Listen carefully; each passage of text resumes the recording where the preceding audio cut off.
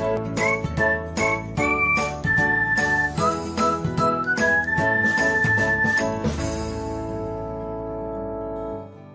everyone, welcome back to another episode of Technologyglance.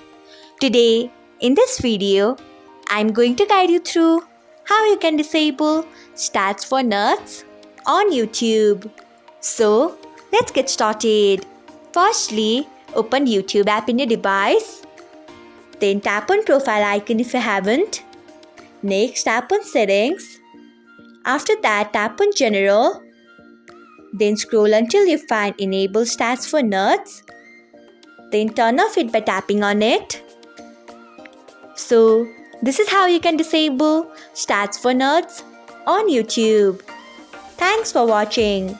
If you found this guide helpful, we would love it if you hit the thumbs up button below.